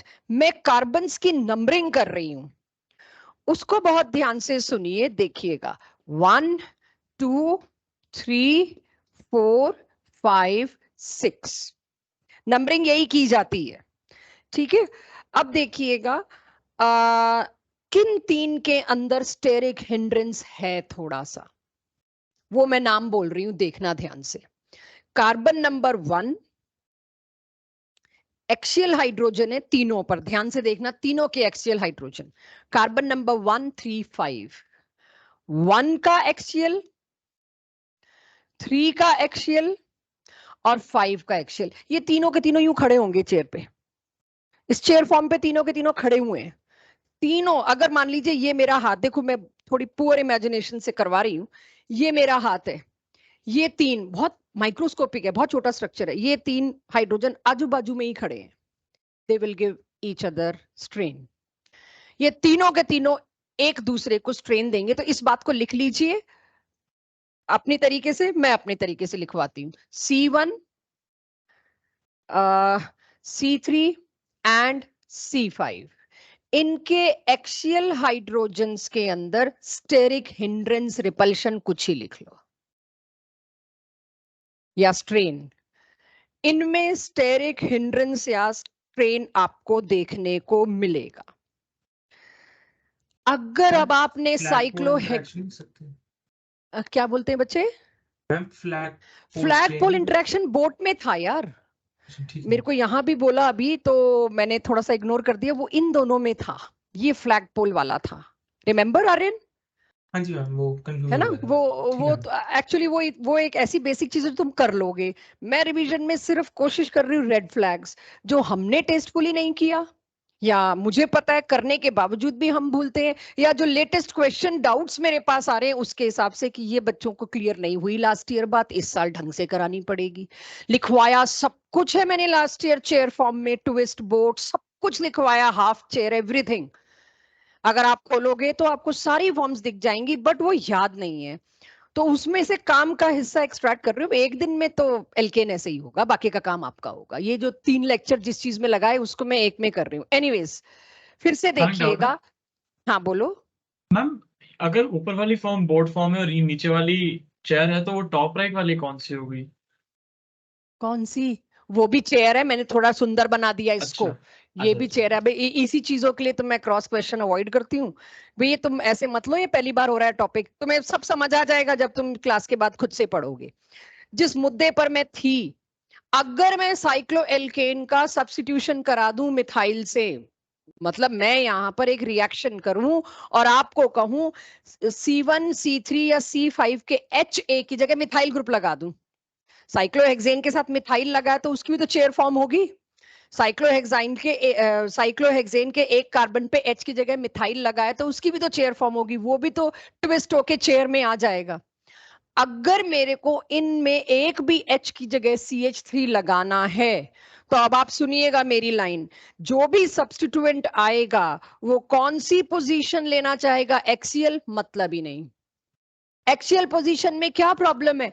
कोई भी एक, तुम C1 का एक्सियल उठा लो, C3 का एक्सियल उठा लो या C5 का एक्सियल उठा लो, उनमें स्ट्रेन होगा। ऐसे ही नीचे वालों के मैंने बोले नहीं, अंडरस्टूड है, C2 और उन सब में नीचे 3 इकट्ठे मिल जाएंगे आपको, उनमें स्ट्रेन होगा। एक्सियल पोजीशन यही, अब जब आप बोट फॉर्म पढ़ोगे तो उसमें भी देखोगे कि वो जो फ्लैग पोल हाइड्रोजन है दोनों बहुत पास पास आ गए, जिसको मैं आज अभी ले ही नहीं रही थी, बहुत पास पास आ गए। ये भी तो वही थे 2 हाइड्रोजन, इतनी पास आ गए, इनमें रिपल्शन। तो अगर बोट फॉर्म में आपको मिथाइल लगाना है, आप यहां लगा ही नहीं सकते, very less stable, very less possible. Chair form में अगर आपको एक सब्स्टिट्यूएंट, एक मिथाइल लगाना है, लिखिए कहां लगाएंगे। आई होप रीजन आपको समझ आ गया होगा। लिखिए कहां लगाएंगे। E-methyl cyclohexane is more stable than A-methyl cyclohexane. समझ रहे हैं मेरी बात को? Therefore, E-methyl यानी आज के बाद ये E-methyl cyclohexane होगा तो आप घबराना नहीं, क्या आ गया ये पक्का चेयर फॉर्म के इक्वेटोरियल पोजीशन पे मिथाइल लगाने को बोल रहे हैं। 1 2 3 की तो कोई गुंजाइश नहीं, वैसे ही वो तो मैंने आपको 1 2 3 बता दिया। E-methyl cyclohexane is always more stable than A-methyl cyclohexane। इसके बाद आपको क्लिक करना चाहिए कि हाँ ये क्या बात हो रही है, इससे ज्यादा भी लिखने का लॉजिक नहीं है। पोजीशंस देखना जो मैं बोल रही हूं, सबसे स्टेबल 2 पोजीशन कौन सी हैं मैं बोल रही हूं, खुद से ढूंढ के देखिए। सामने आपके पूरा प्रॉपर डायग्राम है। सबसे स्टेबल नहीं मतलब वन ऑफ द सबसे स्टेबल। 1 और 2 देखो, फर्स्ट और सेकंड कार्बन। फर्स्ट और सेकंड कार्बन पर एक मिथाइल तो लग जाए इक्वेटोरियल पर, सॉरी 1 और 2 कार्बन पर दोनों मिथाइल लग जाएं इक्वेटोरियल पर। देखिएगा एक बार, मैं किस कलर से बताऊं, ये वाला He और ये वाला He, दे आर ट्रांस। अगर यहां और यहां मिथाइल लगेगा, वेरी इजीली स्टेबल। तो लिखिए अब इसमें more stable possibility, di stable करेंगे उस, क्योंकि उसके बाद बाकी सारी लेस स्टेबल में आ जाएंगी। C1 का E लिख दूं एंड C2 का भी E, क्योंकि ये दोनों क्या हैं, आपस में ट्रांस। और वो जो येलो लाइंस मैंने इतनी धीरे धीरे रब कर करके बनाई थी, यही देख रही थी मैं, इसका He और इसका He दोनों ऑपोजिट जाते दिखने चाहिए, एक प्लेन से बाहर आ रहा है, एक प्लेन से पीछे जा रहा है, ये दोनों He एक दूसरे के ट्रांस है। अच्छा मेरे को एक बताओ, 1 और 4 पे देखना जरा, तो खुद नहीं बताओगे तब तक फायदा नहीं ना। 1 और 4 ध्यान से देखना एक बार सभी लोग। 1 और 4 का दोनों का एक्सियल देखो। 1 और 4 का एक्सियल बिना मेरे पेन के सहारे के, ट्रांस है कि सिस है? परफेक्ट, पहले तो ट्रांस और सिस समझ, नहीं ट्रांस है यार। 1 और 4 बेटा दोनों का एक्सियल देखो। Yes ma'am, yes ma'am. ठीक है। मैं इस डायग्राम के सामने आना नहीं चाह रही। आई वॉन्ट योर इमेजिनेशन, ताकि रिटेन हो। जितने दिन रह गए उसमें मेरे को रिटेंशन चाहिए आपकी। तो अब आप यहां पर, मैं कहां थी, 1 और 4। 1 और 4 में भी जब मेरे को पता चला 1 और 2 के दोनों इक्वेटोरियल जो हैं ट्रांस हैं, तो फिर मेरा लालच आ जाता है, क्यों ना 1 और 4 के दोनों एक्सियल पे भी मैं लगा दूं मिथाइल मिथाइल, वो दोनों ट्रांस है। एग्रीड और नॉट? एग्रीड? ट्रांस तो समझ आ गई दोनों 1 और 4। तो मेरा सवाल एग्री करते हो, फिर तो 1 और 4 ट्रांस भी आप कर दो। 1 और 4 ट्रांस एक्सियल, वो भी स्टेबल में। लेकिन तीनों एक्सियल, आपको अभी थोड़ी देर पहले बताया मैंने, ऊपर में ये 3 एक्सियल स्टेरिक हिंड्रेंस देख रहे हैं, नीचे में कौन से 3 एक्सियल?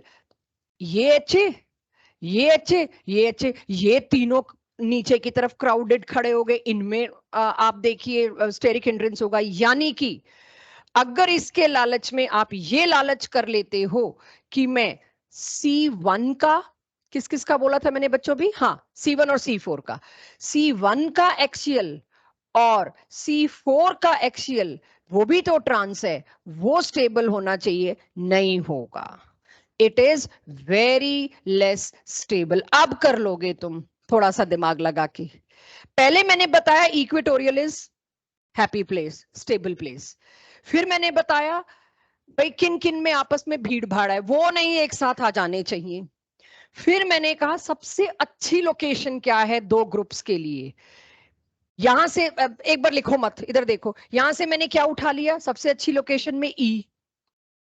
और यहां से मैंने क्या उठा लिया भाई, ये स्टेरिक हिंड्रेंस वाले हैं, ए तो आना ही नहीं चाहिए, ये चीज। और पहली इंफॉर्मेशन से मैंने, इस इंफॉर्मेशन से क्या उठा लिया, ट्रांस उठा लो, दोनों ही अलग प्लेन में हो। तो मैंने दोनों का बेस्ट उठा के यहां पर आपको ट्रांस का दिया, लेकिन प्रॉब्लम क्या कर दी ट्रांस का देने में, एक्सियल। और एक्सियल मैंने वो वाले चूज कर ले जो तीनों नीचे क्राउड में आ रहे थे। इस तरह से आप मोर स्टेबल और लेस स्टेबल फॉर्म्स को पिकअप कर सकते हैं। जेई एडवांस का एक बार का क्वेश्चन है ये, कुछ ही पिछले कुछ ही टाइम में, कोई मैं बहुत पुराना नहीं ला रही।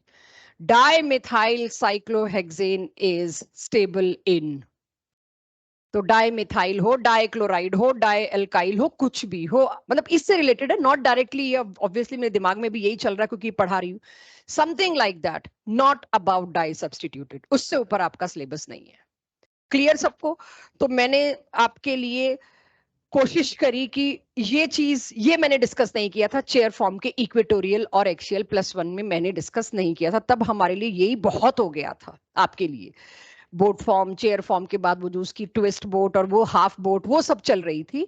तो this I kept for 12th, कि जब मौका मिलेगा तब बात करेंगे, क्योंकि ये दी मोस्ट अपर लेवल है। यहां तक वही आए जो यहां तक पहुंचा है, मतलब 11th में आपके लिए एक अलग स्ट्रेस हो जाता है इतना डिटेल, तो ये उसी के लिए ही बनता है डिटेल जो अब तक पहुंच पाया है, अदरवाइज इस डिटेल का कोई यूज नहीं है।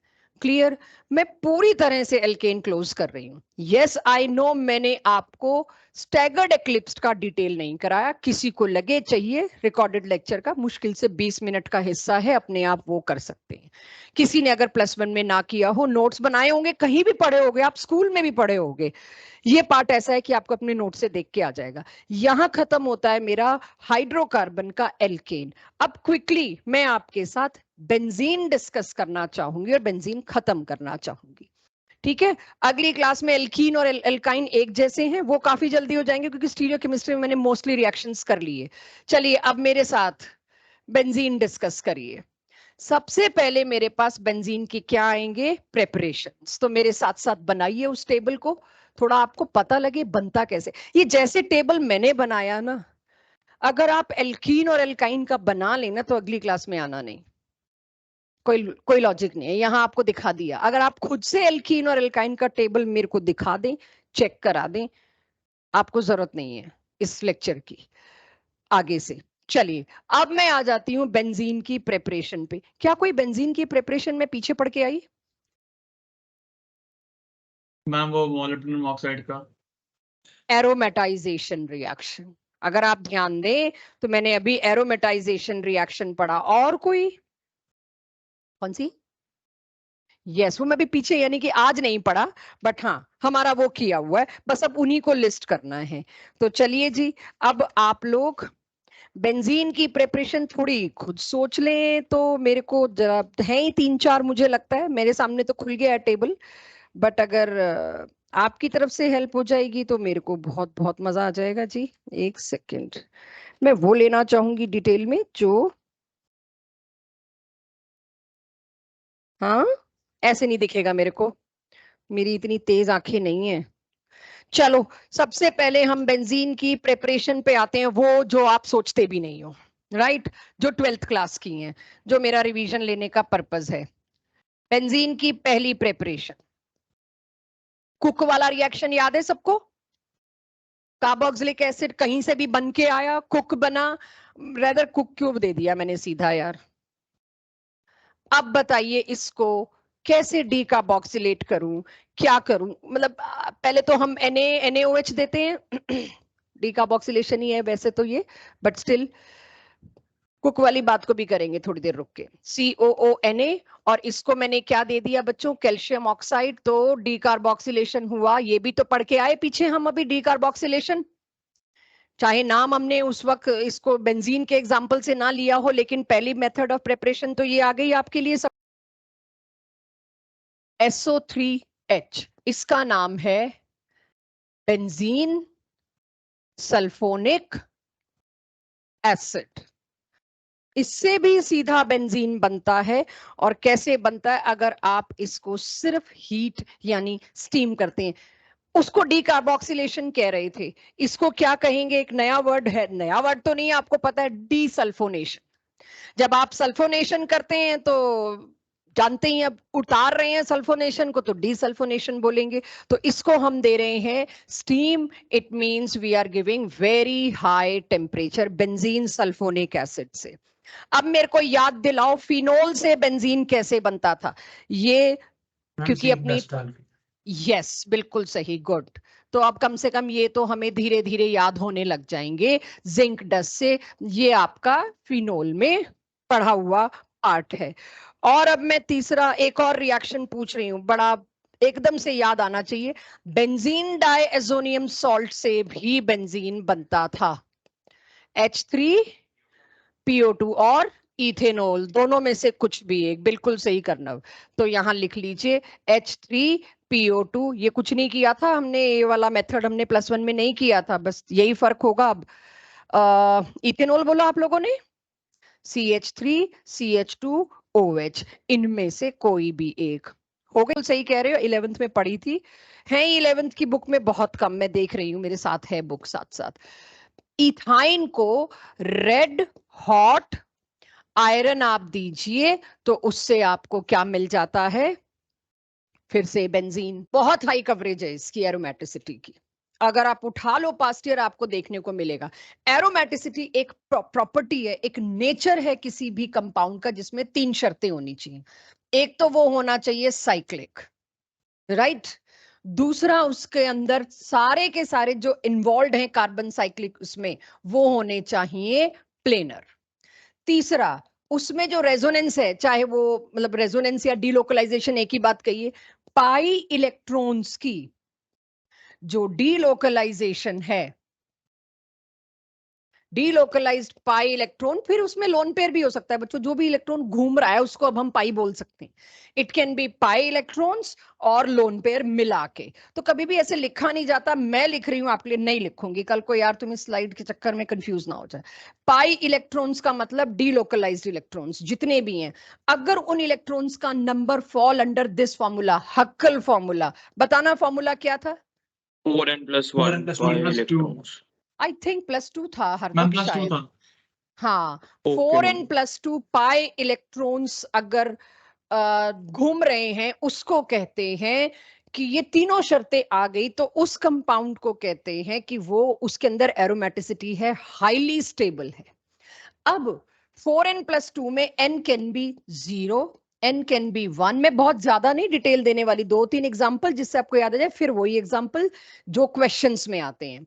1, 2 3 कुछ भी हो सकता है। और अब इस फॉर्मूला को याद रखने की जान भी अगर मेरे को छुड़ानी हो, क्योंकि मेरे से कभी भी 4n+1 4n+0 कुछ भी हो जाए, 2n+4 उस वक्त तो हड़बड़ाहट में घबराहट में हो भी सकता है, डेट नहीं याद रहती हमको तब भाई, तो ये तो बड़ी चीज है।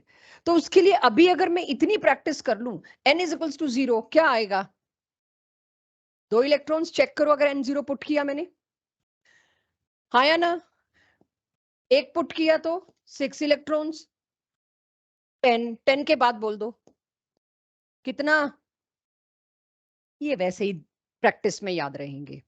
पहले कैटेगरी का सवाल आता है, इनमें से कौन सा एरोमेटिक है कौन सा एरोमेटिक नहीं है, पहली कैटेगरी का सवाल। तो उसमें आई नो बहुत इजी क्वेश्चन होते हैं, लेकिन आपको याद होगा कार्बोकैटायन स्टेबिलिटी जब हम पढ़ रहे थे एल्काइल हैलाइड्स में, रिवाइज कर रहे थे, उस वक्त मैंने कहा था आपको एरोमेटिक को बहुत आगे रखना पड़ेगा, इवन रेजोनेंस से भी आगे रखना पड़ेगा, डांसिंग रेजोनेंस वाले केस से भी पहले रखना पड़ेगा अगर एरोमेटिसिटी आ रही है। Now what is the nature of question, let me come to that directly, क्योंकि ये हल्का फुल्का सबको याद है, ये इसमें नहीं मैं गलती करा सकती। क्वेश्चन क्या आता है आपके पास, ये देखिए, ऐसे 3-4 कंपाउंड दे दिए और H लेबल करके दे दिए, कौन सा ज्यादा एसिडिक है। मैंने एल्काइल हैलाइड अल्कोहल में ऐसे क्वेश्चन दिए आपको, और उसमें आपसे वो H एसिडिक करवाया जिसमें कि मतलब एसिडिक क्या, H का मैंने उसमें बॉन्ड कौन सा वीक स्ट्रॉन्ग पूछा था। तो उसमें मैंने आपको क्या कहा, H बॉन्ड लेके जाएगा, यहाँ कार्बोकैटायन बनेगा, जो कार्बोकैटायन ज्यादा स्टेबल है वो H ज्यादा जल्दी निकल जाएगा, बॉन्ड वीक है बॉन्ड क्लीव जल्दी होगा, वगैरह वगैरह। अब इसमें एक सबसे बड़ी चीज ये आ गई, इनमें से कौन सा सबसे ज्यादा H को रिलीज करेगा, बॉन्ड किसका सबसे वीक है। अगर यहां से H गया बॉन्ड लेके तो ये क्या बनाएगा, दिस, यहां से गया तो ये क्या बनाएगा, दिस। आप पे एरोमेटिसिटी पे डायरेक्ट क्वेश्चन आ जाए, ठीक है, अगलों ने एक लड्डू क्वेश्चन देना है, हो सकता है दे दें, बट हम यहाँ लड्डू क्वेश्चन के तो इकट्ठे हुए नहीं है। अब आपको ये भी सोचना होगा, जो ये कार्बोकैटायन बन रहा है ये भी सेकेंडरी ये भी सेकेंडरी, दोनों में रेजोनेंस बराबर है, फर्क क्या है, एरोमेटिसिटी। हैव अ लुक, ये वाला कार्बन जो है this is also sp2 hybridised, क्योंकि पाई बॉन्ड है, ये भी sp2। अच्छा, कार्बोकैटायनिक कार्बन तो होता ही sp2 है, प्लेनर है, तीनों sp2 हैं, प्लेनर है, शर्त पूरी होगी, साइक्लिक तो हो ही रही है। इलेक्ट्रॉन्स कितने डिलोकलाइज हो रहे हैं, सिर्फ दो ही इलेक्ट्रॉन डिलोकलाइज हो रहे हैं, ये तो एरोमेटिसिटी में आता था, मेरे को नहीं याद, फॉर्मूला है भाई, 2 इलेक्ट्रॉन मतलब एरोमेटिसिटी, ये बॉन्ड जल्दी टूटेगा, ये वाला ज्यादा एसिडिक है, जल्दी H निकल जाएगा, रिड्यूसिंग है, व्हाटएवर। अब मेरे पास यहां फिर आ जाती है बात कि मेरे से पूछ क्या सकते हैं। अब आप लोगों ने इतने ऐसे रिएक्शंस पढ़ लिए जिसमें ये H किसी चीज से सब्स्टिट्यूट हो सकता है, I am talking not for free radical, और उसमें बनता हो कार्बोकैटायन, तो वो रिएक्शन यहां पर टेम्पटिंग होगा, करेंगे। तो अब ऐसे क्वेश्चन आपको पास्ट ईयर्स में दिख जाएंगे, जेई एडवांस में 2012 13 14 में मिलेंगे, और वो आपके जेई मेंस के लिए बड़े अच्छे से एलिजिबल है, नीट के लिए एलिजिबल है।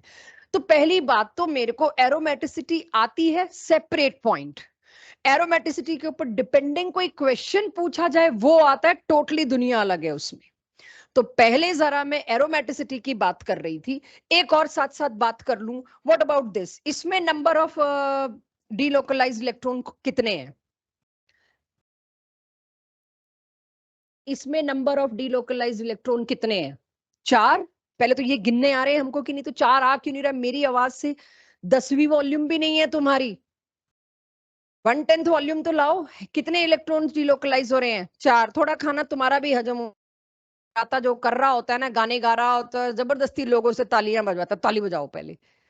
तो ऐसा हाल मत करो मेरा कि मैं एक पूछ लूं सवाल तो मुंह में दही जमी हुई है गिर जाएगी। 4, मुझे बताइए 4n+2 से 4 आता है, नहीं आता, अकेला 4n से 4 आता है, वो कौन से कंपाउंड होते हैं, किसी को याद आ रहा हो, एंटी एरोमेटिक, यानी कि जिनमें पाई इलेक्ट्रॉन्स का number is 4n only, not +2, जिनमें पाई इलेक्ट्रॉन्स जो कि डीलोकलाइज हो रहे हैं उनका नंबर अगर 4n है, वो कंपाउंड होते हैं एंटी एरोमेटिक। लीस्ट स्टेबल, तभी आपको दिखे नहीं ऐसे कंपाउंड्स, किसी रिएक्शन में कभी तो आ जाते। तो लिखिए सबसे पहले स्टेबिलिटी ऑर्डर, जिसमें एरोमेटिसिटी है यानी एरोमेटिक सबसे ज्यादा, फिर नॉन एरोमेटिक, उसके बाद एंटी एरोमेटिक। राइट, लिखिए। अब मैं इस पे आपको एक बहुत अच्छा क्वेश्चन देने की कोशिश करूंगी। आप मेरे को बताओगे, मतलब एरोमेटिसिटी बिना बताए कहीं भी आ जाएगी, कोई कहेगा नहीं कि ये एरोमेटिसिटी पे क्वेश्चन दिया है। राइट, तो सबसे पहले मेरे को आ गया सबको ये एंटी, अच्छा नॉन एरोमेटिक कौन से होंगे जिनमें ये दोनों कंडीशन नहीं सेटिस्फाई हो रही, ना तो 4n+2 ना ही 4n। ठीक है, अब मैं पहले तो एरोमेटिक ढूंढो। लीस्ट तो पहले थर्ड वाला वाला है, लीस्ट थर्ड है। नहीं, मेरे को मोस्ट दो सबसे पहले। फर्स्ट एरोमेटिक है, ठीक है, फर्स्ट तो सेकंड भी तो एरोमेटिक है। मैम सेकंड ज्यादा है क्या? पता नहीं, मैं तो एरोमेटिक तो दोनों के दोनों है, क्यों? मैम बेंजाइलिक और एलाइलिक का फर्क है?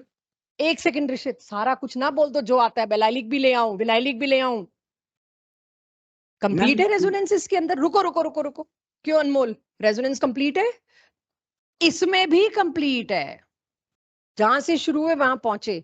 फिर दोनों बराबर स्टेबल हो गए कि नहीं? सॉरी,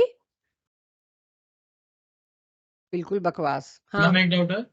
रुको, हाँ मैम रिंग स्ट्रक्चर पे कैसे? रुको रुको रुको कृतांश, हाँ बिल्कुल गलत। जो सही बोल रहे हैं मैं उनको सुनना ही नहीं चाह रही हूँ। मैं इस वक्त देख रही हूँ आप क्या मैम क्या स्ट्रक्चर पे क्या स्ट्रक्चर पे, बोलो हार्दिक। 6 मेंबर ज्यादा स्टेबल है। क्यों, वही तो, कौन सा स्ट्रक्चर ज्यादा स्टेबल हार्दिक?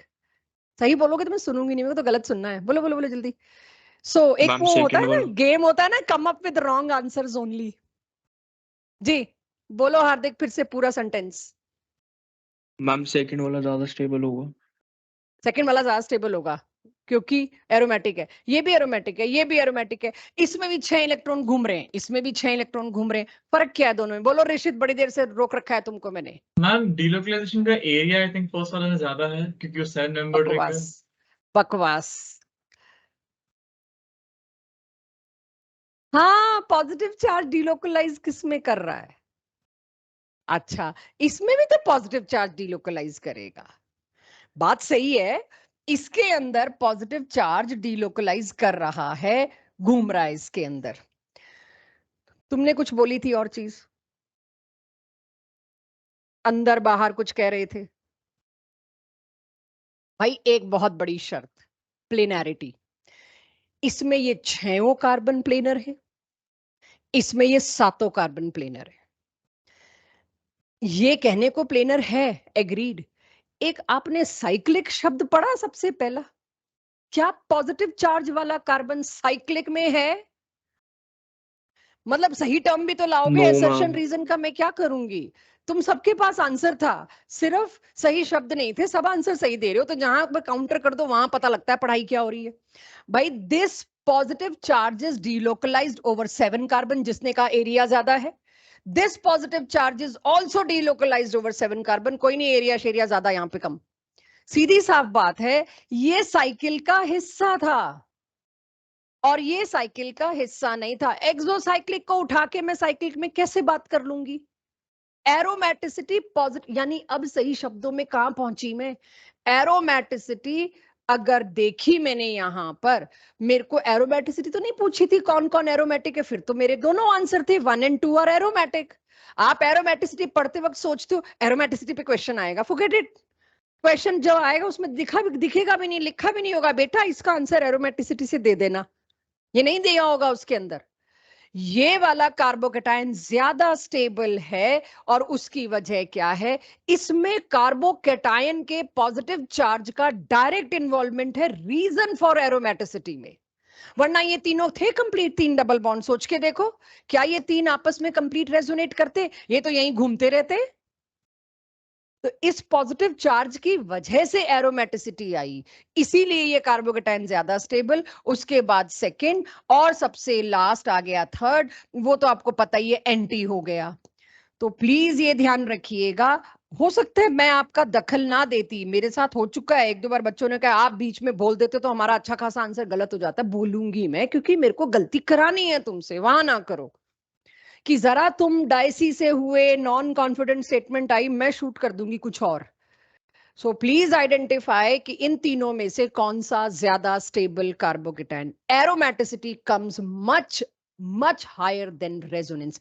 यहां था सिंपल रेजोनेंस, ऑलरेडी थी एरोमेटिसिटी, कोई नई थोड़ी आई पॉजिटिव चार्ज की वजह से। तो यहां रेजोनेंस था, यहां आई एरोमेटिसिटी, ये ज्यादा स्टेबल हुआ। तो एरोमेटिसिटी पे एक क्वेश्चन तो इनडायरेक्ट सा ये मिला आपको। एक और देती हूं, तब तक अपना दिमाग चला लो भाई। कहीं पर कुछ भी तुम्हें एरोमेटिसिटी से रिलेटेड, अगर भाई अब अगली बार से जब भी तुम ऑर्गेनिक की रिवीजन करे ना, तो झोला उठा के मत आओ, अपनी कोई तो काम लेके आओ कि हमें यहां दिक्कत हुई थी। चलो एक तुम सारे सोचो और याद दिलाओ। साइक्लो ऑक्टा टेट्राइन पे कुछ बात होती थी। 8 कार्बन की साइकिल, अगर उसमें 4 पाई बॉन्ड दूं तो कितने हो जाएंगे? 8। 8 तो नहीं आता ना रेजोनेंस में, नहीं, एरोमेटिसिटी में। वो टब शेप्ड वाला और वो सारे केस आपको मेरे को दिखाने हैं, इसमें आते वही हैं। Just give me a minute. और पिरिडीन क्या होता है, और इस पे अगेन क्वेश्चंस भरे पड़े हैं, और थक नहीं रहे अगले, किसी ना किसी तरह से दे रहे हैं। कौन सा ज्यादा बेसिक और क्यों? सार्थक,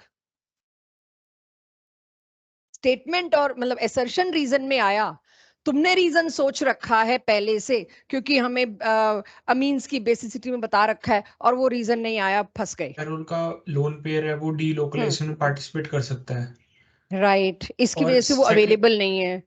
तो मैम उसकी बेसिसिटी कम होगी, पर सेकंड केस में भी कर सकता है, पर पाई बॉन्ड का वो बिल्कुल, ज्यादा। ये तुमने मेरे को दिया कहां से उठा के, बेसिसिटी ऑफ अमीन से, बिल्कुल सही दिया, और मैं एक्सपेक्ट भी कर रही थी। लेकिन अगर आपको स्टेटमेंट्स में कहीं कुछ ऐसी सिचुएशन दे दिया, एक और ऐसा कंपाउंड दे दिया जिसमें नाइट्रोजन का लोन पेयर इन्वॉल्व हो रहा है, फुली इन्वॉल्व हो रहा है इसी तरह की रेजोनेंस में, तो मैं फंसती हूं। यहां पर लोन पेयर की वजह से 6 इलेक्ट्रॉन्स का डिलोकलाइजेशन हुआ, यहां पर lone pair is involve in aromatic, इसीलिए ये बेसिक नहीं होगा। तब मैंने बस एरोमेटिक वर्ड नहीं बोला होगा, ऑफ कोर्स, क्योंकि तब तो हम लोन पेयर की अवेलेबिलिटी पे चल रहे होते हैं। क्लियर है? तो एरोमेटिसिटी। अब मेरे पास यहां पर which of the following trends cannot be explained on the basis of aromaticity आ गया। आप तो इसको कैनॉट में डालोगे कि इसका आंसर एरोमेटिसिटी से नहीं है, और ऐसे क्वेश्चन आप देख रहे हो आमतौर पे दिख रहे हैं, which cannot be explain according to this effect. तो आप तो कहोगे इसमें तो अवेलेबिलिटी ऑफ लोन पेयर थी, एरोमेटिसिटी कहां? दिमाग में क्या सोच रखा होता है, एरोमेटिसिटी पे क्वेश्चन पूछेंगे तो ही एरोमेटिसिटी सोचूंगा। तो अब यहां पर ये लोन पेयर जो है, ये एरोमेटिसिटी की वजह बना। Yes, this is given on the basis of aromaticity, तभी तो लोन पेयर अवेलेबल नहीं हुआ, इतना तगड़ा एरोमेटिक डिलोकलाइजेशन में घुस गया। क्लियर? एक बहुत इंटरेस्टिंग, जो मुझे बहुत इंटरेस्टिंग लगता है, देखने में सिंपल है, अब आपके वो एरियाज जहां मैं आपसे गलती करा के बस अब आपको छुट्टी दे रही हूं। एरोमेटिसिटी तो खत्म। ये बेंजीन के रिएक्शन खुद बना लोगे चार्ट, बहुत इजी है, कुछ भी ऐसा नहीं है जो आपने 12th में नहीं किया। वही Friedel craft, alkylation, acylation, halogenation, nitration, sulphonation, ये 5 ही हैं। और एक वो भी है कि जहां तीनों डबल बॉन्ड बेंजीन के तोड़ के CL लग गया, BHC, बेंजीन हेक्साक्लोराइड। एक बार BHC के बारे में भी पूछा गया क्या है, राइट? तो बेंजीन के रिएक्शन बहुत छोटे हैं, वो खुद कर लीजिएगा। शर्तें पूरी हो रही हैं तो बिंदास करो, होगा। ये मत सोचो सामने वाला गलत करा रहा है, होगा। मैम होगा।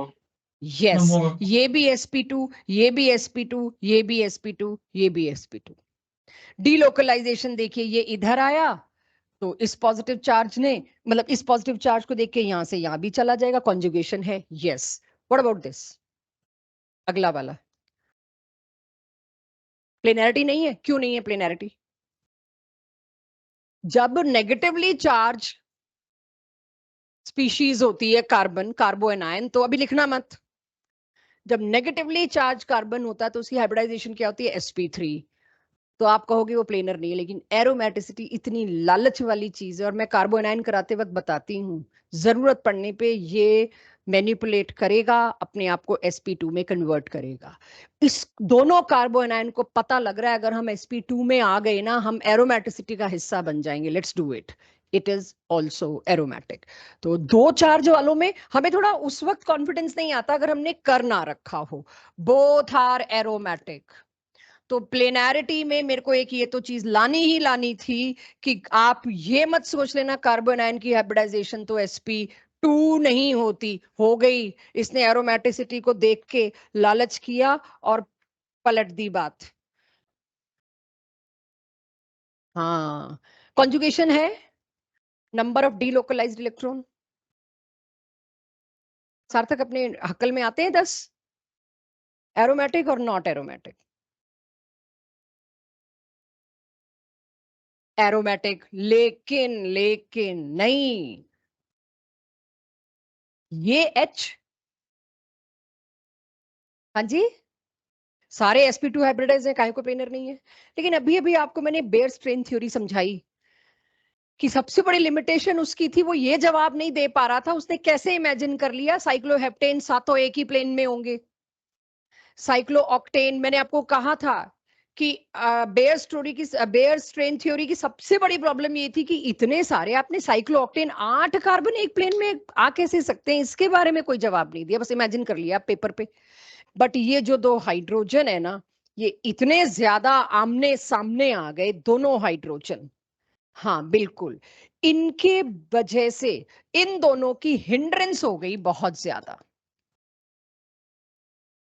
देयरफॉर इनको प्लेनैरिटी से बाहर जाना पड़ा, इस पूरे मॉलिक्यूल को।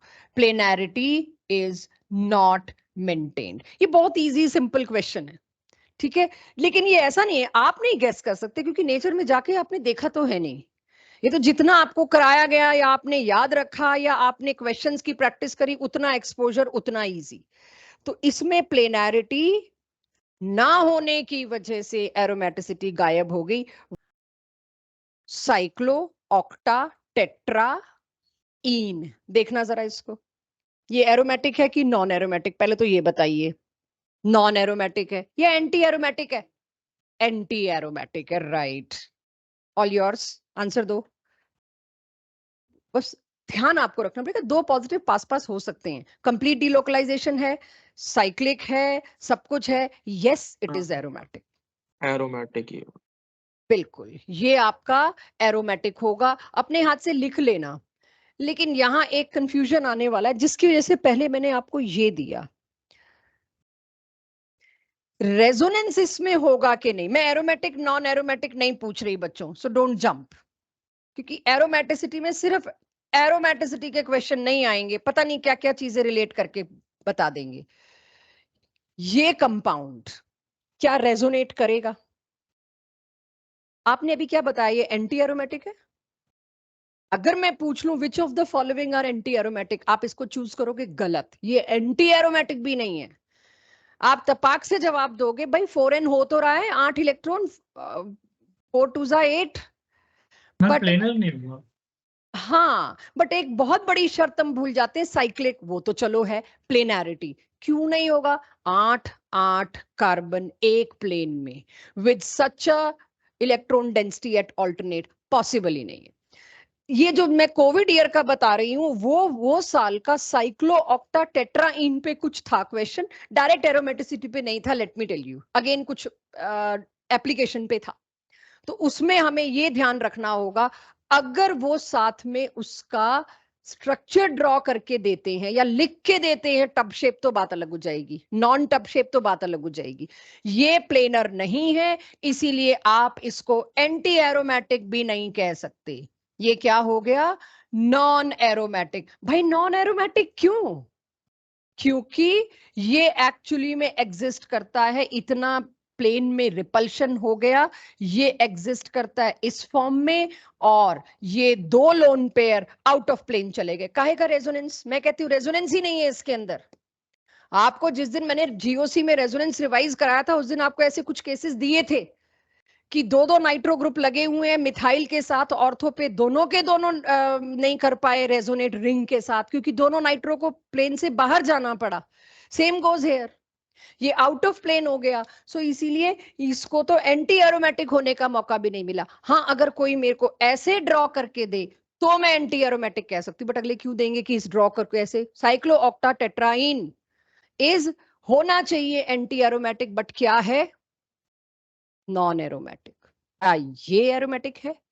बाइफिनाइल, अगर मैं क्लोरोबेंजीन का फिटिक रिएक्शन करूं तो प्रोडक्ट बनेगा एक ऐसा जिसके बारे में ये 4 स्टेटमेंट हैं. एक वो प्रोडक्ट बनेगा बाइफिनाइल क्योंकि फिटिक रिएक्शन किया वुड से, एक कुछ और पूछ ली स्टेटमेंट और एक स्टेटमेंट होगा ये एरोमेटिक है. नेफ्थलीन बोलते हैं शायद इसको, और तीसरा रिंग डाल दूं ऊपर तो एंथ्रासीन. पर चलिए खैर, सारा ज्ञान एक दिन में तो नहीं दे सकती मैं. Naphthalene Huckel rule is followed due to 6 resonating electrons, not due to 10 electrons. बड़ा ही प्यारा क्वेश्चन है ये. क्या बोला मैंने? ये बड़ा स्पेशल केस है. ये वो 2016 की बात बता रही हूँ जब अभिनव था क्लास में और मैंने अपने टेस्ट में इंटीजर टाइप में क्वेश्चन दिया था. अभी भी शायद आज की रिवीजन शीट में दिख जाए आपको, but text book standard question है. How many electrons are responsible for aromaticity? और इस पे उसने में से इतनी लंबी लड़ाई की थी कि मैं उसको कभी भूल नहीं पाती. 6 इलेक्ट्रॉन ही इन्वॉल्व हैं एरोमेटिसिटी में, चाहे वो इस रिंग के हो चाहे इस रिंग के, किसी एक के. 10 इलेक्ट्रॉन आपस में एरोमेटिसिटी का रीजन नहीं है. एरोमेटिक है but due to only 1 ring, not both. तो अगर मेरे से इसमें डीलोकलाइज्ड इलेक्ट्रॉन की बात कोई कर ले तो वो 6 होंगे, नॉट 10. वो कितने होंगे? 6, नॉट 10.